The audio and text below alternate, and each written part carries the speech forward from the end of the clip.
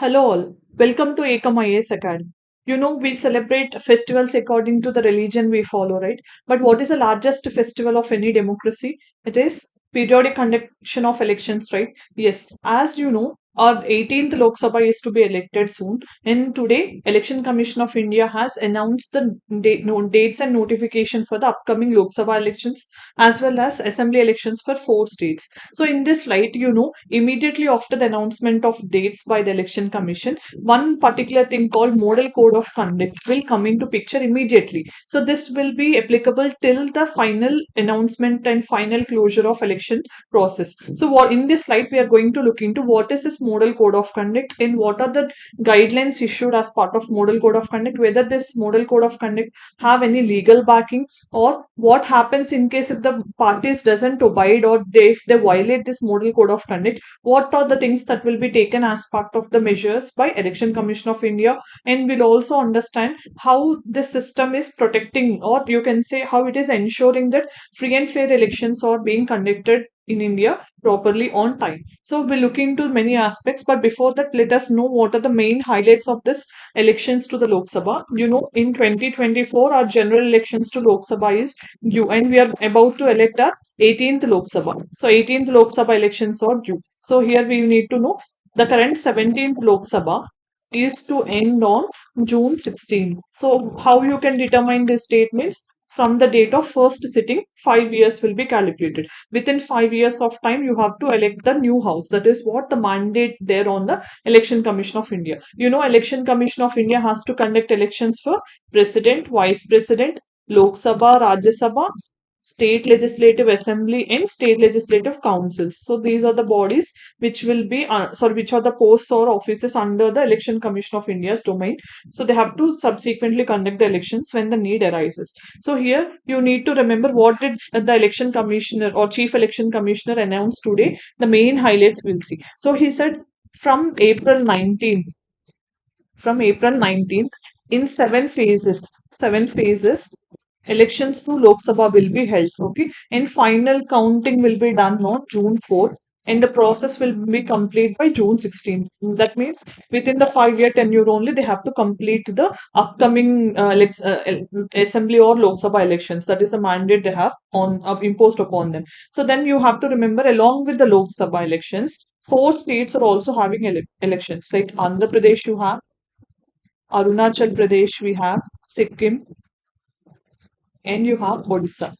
So Odisha and Andhra Pradesh, Arunachal Pradesh and Sikkim, these are the 4 states which are having simultaneous elections to their Lok Sabha and the Assembly. As a whole, let us expect, as the government also is very keen on conducting simultaneous elections, and recently only Ramnath Kovind led panel also have submitted in favor of simultaneous elections. Let us expect that it may be realized by 2029 general elections. But for now, only 4 state assemblies are undergoing elections at the same time of Lok Sabha elections. Okay, so next what you have to remember is who will announce this schedule. It is Chief Election Commissioner, and 2 days back only we have other 2 election commissioners also appointed by the government. So one CEC plus 2 EC, that together we have Election Commission of India. So Election Commission of India is responsible for conduction of elections to both Lok Sabha and assemblies. So they will notify the dates to assemblies and Lok Sabha. Here you have to remember is what number of voters they have suggested is 97 crore people are registered as voters this year. Okay, so these type of data you can use in any answer or relevant place, like in mains, essay, or anywhere you can use. Okay, then 10.5 lakh polling stations or voters. This is voters, and you have polling stations. 10.5 lakh polling stations are being established across the country. Then 1.5 crore personals will be deployed election duty. Then we have around 55 lakh EVMs will be deployed. Okay, so this is what he gave initial data, and you have to remember these 4 states are undergoing elections in different phases. Andhra Pradesh and Odisha together on 13th May, and Arunachal Pradesh and Sikkim will be on April 19th itself. Okay, 2 states together they have imposed the election. Then we'll know other interesting things. The Election Commissioner of India also gave some important interesting things, like there are 19.74 voters within 20 to 29 age group this time. Okay, that means more number of youth can exercise this. That means almost 20 crore voters are there in the age group of 20 to 29, and out of which 1.8 crore people are first time voters. That means, when is the right to vote in India? It is 18 years, right? Before that, it is 21. 21 was reduced to 18 from 61st Constitutional Amendment in 1988, right? So, first time voters means who have recently attained the age of 18 and are eligible to cast their vote. They're almost 1.8 crore in the country. Then, interestingly, this time 85-year plus people, old aged people, 85-year plus, who crossed 85-year plus, they are given an option of postal ballot, because that is not easy for them to walk to the polling station and to cast their vote, standing in the lines and all, right? That is why 85-year plus people, along with PH, physical disability people, they can cast their posting ballot, means right from the home itself they can cast their vote. So according to recent times only this amendment was made, okay, as part of electoral reforms. Before that it was only 80 years, now they have increased it to 85 years plus. Now you have to remember is there are almost 82 lakh voters in the age bracket of 85 years plus, and almost interestingly 2.18 lakh people are within the age bracket of 100-year plus in India. So there are almost 2 lakh people who have crossed a 100 years age bracket and who are eligible to exercise their vote through postal ballot. Answer in the comment section who all can exercise postal ballot. Okay, so if you know, answer in the comment section. Then election commissioner also said they have to mainly focus on 4 challenges. What are these 4 challenges? He said one is muscle power. You know what is muscle power? Okay, so using muscle, dadagiri, dandagiri, and all these things, and money. You know why money is an important role, how much important role it plays in election, right? Because according to the chief election commissioner, between 2017 to 23 in various assembly elections, you know how much is the money that was seized? 3,400 crores of money was seized by the election commission for illegal means in elections. Okay, so this is what the money power prevalent in Indian elections. Then also another thing is misinformation, fake information, misleading information. This need to be tackled. 4 M's you can say, right? 4 M's. Okay. And then you have fourth one is MCC violations, that is Model Code of Conduct violations. So all these needs to be tackled. That is what he said. These are the main 4 challenges before the Election Commission of India. 4 M's: muzzle power, money power, misinformation, and MCC violations, Model Code of Conduct violations. Then we'll also see what are Model Code of Conduct violations and all. But before that, just understand, he also said drones will be used this time to check the border areas, polling at the border areas. For them, they will be using drones also to check it. And another important thing he said is all star campaigners. Star campaigners, for every party they can use, if they're registered parties, how many star campaigners can be there for a party, and the expenditure incurred by the star campaigners, whether it will be added to the political party account or the candidate account. Answer in the comment section. So they will be given the MCC guidelines so that no violations will happen. This is what they have also informed. And they said clearly the most important thing is no use of children in the campaigning. No use of children in the campaigning. So clearly it was given instructions. In the recent times only, they have mentioned that children cannot take part of election campaigning. That means if the parents are there and they're just accompanying the parent, like they're just sitting in the meetings along with the parents, that means it is okay. But they cannot use as part of photography, they cannot use like sloganeering, labeling, motivating others to join this or vote this party, like that campaigning activities, children cannot be used. So these are the clear instructions given by the Election Commission of India in respect of notification of elections to 4 assemblies in state level and also 18th Lok Sabha at the national level. So these are the recent guidelines they have issued. Now let us see what is a model code of conduct and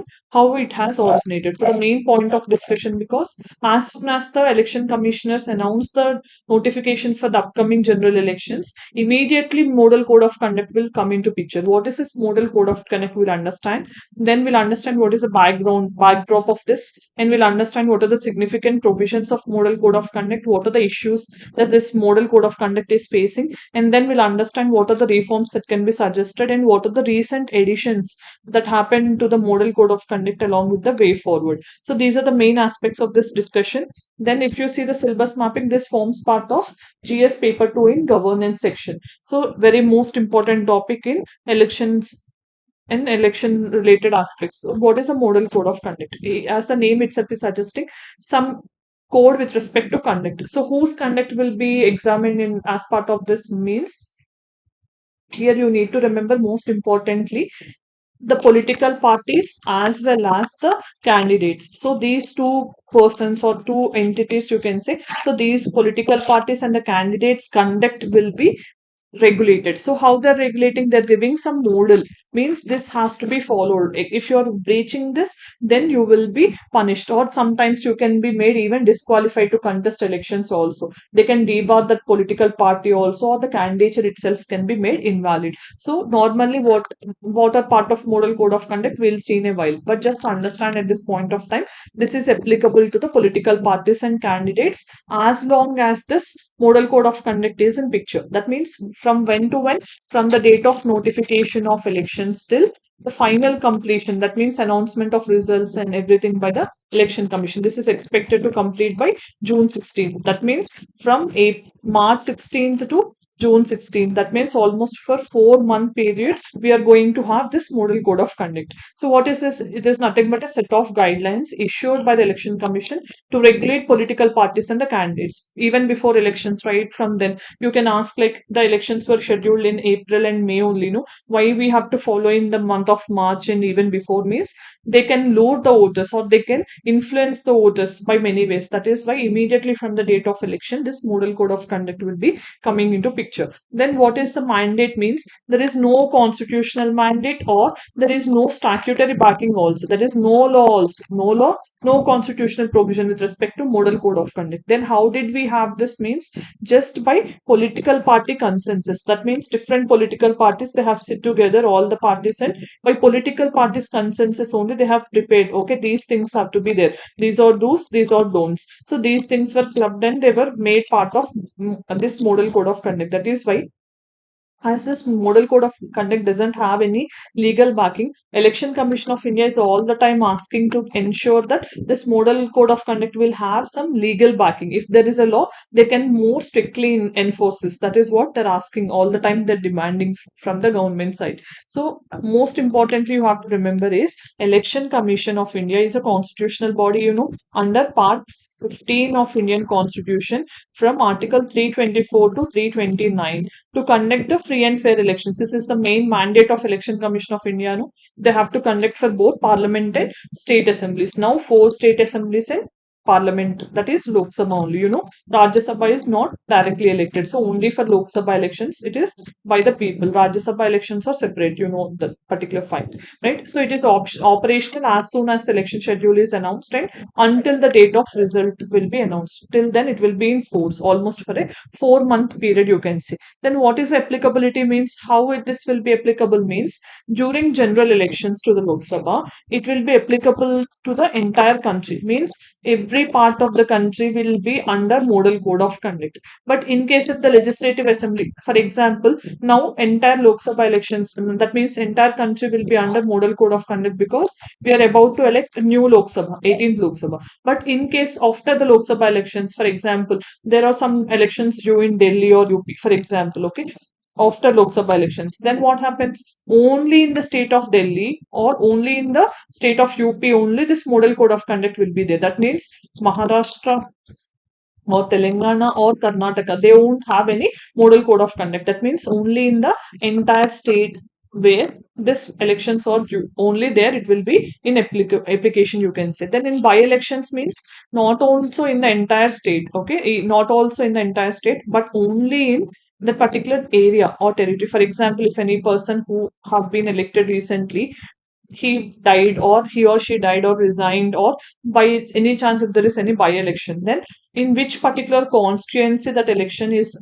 due, only there in that particular area only this model code of conduct will be in picture. That means not also in the entire state or entire district. So this is what you have to remember in the terms of applicability of model code of conduct. Then we'll understand what is the historical backdrop of this particular model code of conduct. So it has originated in assembly elections in Kerala in 1960 for the first time. In 1960, Kerala assembly elections, it was first given. Administration of Kerala, they have Kerala state administrative people, they have formulated some set of guidelines and they introduced this first time in 1960. Then what happened? Then it was introduced in 1962 Lok Sabha elections. That means third Lok Sabha. 1952 first Lok Sabha we have 57 second, 62 third Lok Sabha. No, at that time Election Commission has given this to all recognized parties, all recognized political parties. So they have to follow some set of guidelines. So then 1960 to 91, what happened? So the party in power, so they made some more arrangements. That means, so here initially at the state level, then we implemented at the national level also. But now we are making it more stringent and robust by increasing more permission, not increasing more, but we are regulating more now. So how we have regulated the party in power? That means whichever the party that is there in power in the assembly or in the central level, they should not take any unfair advantage. That means as they are in power, they cannot use the administrative machinery, or they cannot use the power to influence the voters, and they cannot discriminate the other parties, right? So that is why, to ensure level playing field for the other political parties, it was made more stringent.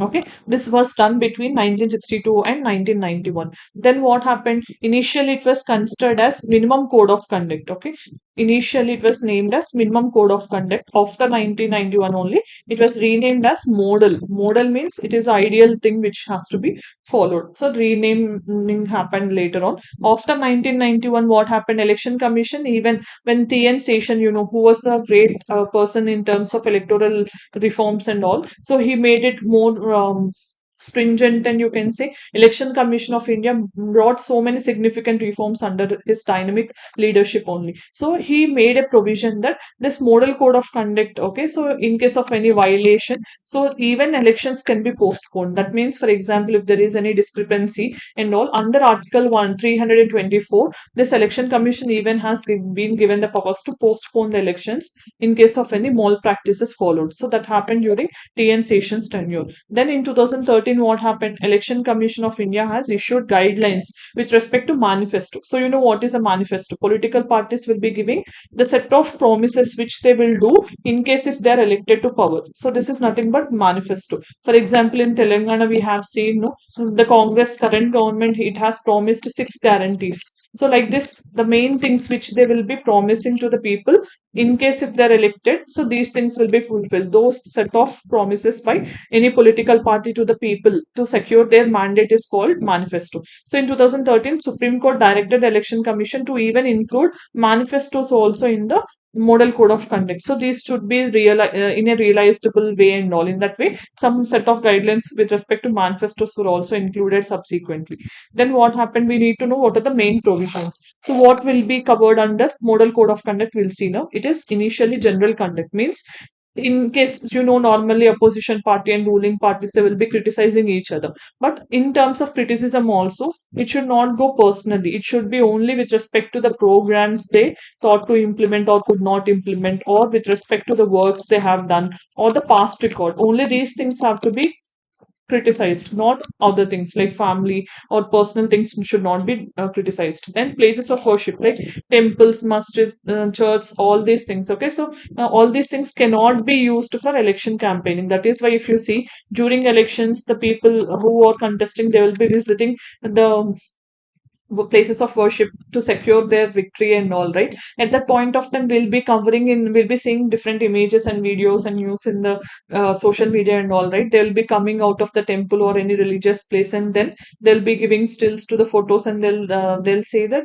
in case if we are electing like that just outside the premises only, again they'll start their election campaigning, because there is a restriction on places of worship. They cannot, in within the places of worship, they cannot use it for election propaganda. This is the main thing which you need to remember. Then every right, the right of citizen is there to secure that it should be peaceful and undisturbed home life should be there as part of Article 21, right to life. If you have remembered, right to peaceful sleep, right to silence, and right to many things are there, no? So undisturbed sleep, and also in case you during elections, large loudspeakers will be kept, and most of the times they will be campaigning, and also these things should not hurt the peacefulness and the home life of any citizen. So these things have to be ensured. Okay, these things should not be disturbed. Then with respect to meetings, so whenever they wanted to conduct political party meetings, local police have to be informed, and the time and venue and everything has to be ensured, so that law and order will not be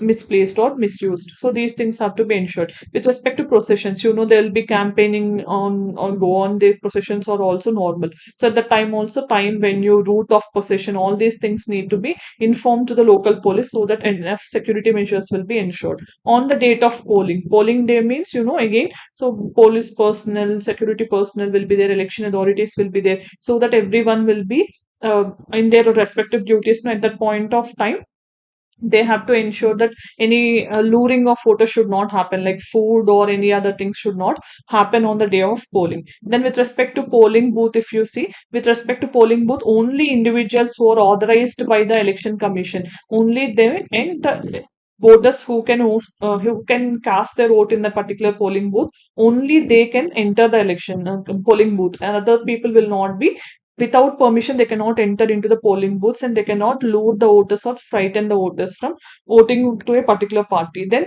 with respect to observers, so observers means who, election commission will appoint some observers. They have to be moving, and they have to observe if there are any complaints or issue in conducting elections. All these need to be observed by them. Then what is the role of party in power? Ruling parties at the level, they should not exploit their official position. As I told you, they should not have any unfair advantage. So level playing field should be created. So ruling party also will be monitored. So what are the acts of ruling party, whether they're using anything for their own benefit, being party in part, like these things also will be monitored by election commission as part of model code of conduct. Then, as I said already, in 2013 Supreme Court has instructed to issue with respect to manifestos also in the model code of conduct, no? So these things, it should not be against the principles in the constitution. So they should not promise anything like, if I come to power, I'll separate our state from India. Like these things, they should not promise. Okay, so it should be in like you can say consistent with the principles, and it should be very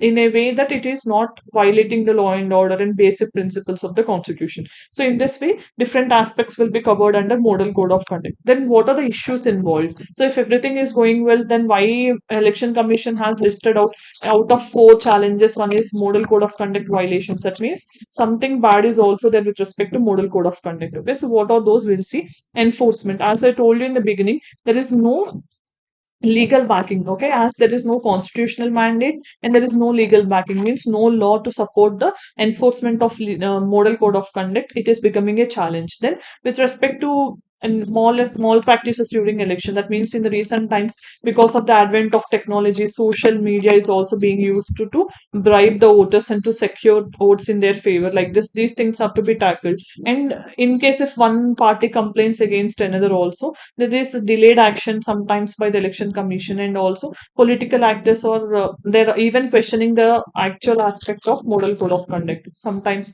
in case of violations. Then lack of power to disqualify the candidates. Election commission doesn't have any power to disqualify the candidates who have committed these small malpractices. Okay, so at best, normally what they can do is they can register a case, but they cannot disqualify these people from contesting the elections. Then they also cannot deregister the political parties. Interestingly, Election Commission of India has a role to register political parties, allocate symbols and all. In case of any dispute between political parties, also it becomes the quasi judicial authority, but normally it doesn't have any power. That is what this is one also major recommendation which was suggested to make election commission more stringent and more strong. So if it should be given power with respect to deregistering also, in case if they have lacked any accountability in case of elections and also that also has to be done. So then what are the reforms you can suggest to make it more stringent? Means legal enforcement, you should bring a law backing the model code of conduct, so this has to be made. And even some provisions of representation of people's act 1951 has also needs to be amended, and it can be made more stringent. Then enforcement, if you see through other measures, for example, now alone model code of conduct cannot punish us, so even we can use some provisions of IPC, CRPC, representation of people's act also, to ensure that we can have this free and fair elections. That means we can use these means also which are related to election malpractices and all, and we can, along with model code of conduct, if we use them, it can become more robust. Then law commission, what did it recommend is the ruling party normally will be giving government sponsored advertisements and all, right? So that is giving unfair advantage, so this should be banned. That means before 6 months, okay, of the conduction, or before the 6 months before expiry of the house or Lok Sabha, the government cannot use the political power, or they cannot use their ruling party power, and before 6 months they cannot start campaigning in the television, so that it will be unfair advantage for the other people. So this is what one law commission recommendation in this regard.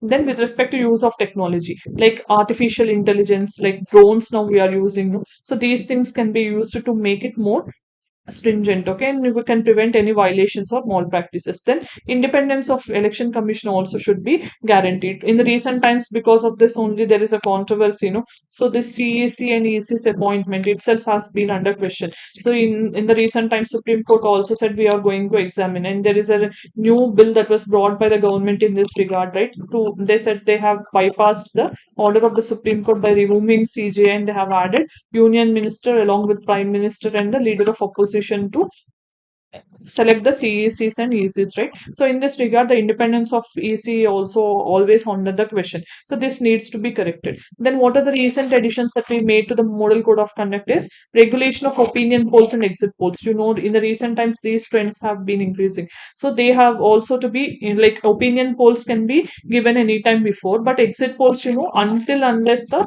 election completes like 5 p.m. After 5 p.m. after completion only they have to be released. So these things have to be regulated more. In the recent times, some guidelines are also issued by Election Commission. Then prohibition of advertisements in print media on the day of polling. So on one day prior, until unless some pre-certified screening committees will be giving permissions. Then restriction on the government advertisements also will be there. So during the election period, government cannot use it for their advantage. Okay, so these are the model code of conduct and the guidelines and the criticisms. Now, what is a practice question given yesterday is who is the child under POXO Act? So we have seen yesterday POXO Act. A child means who is below the age of 18 years. Then let's see the practice question given today.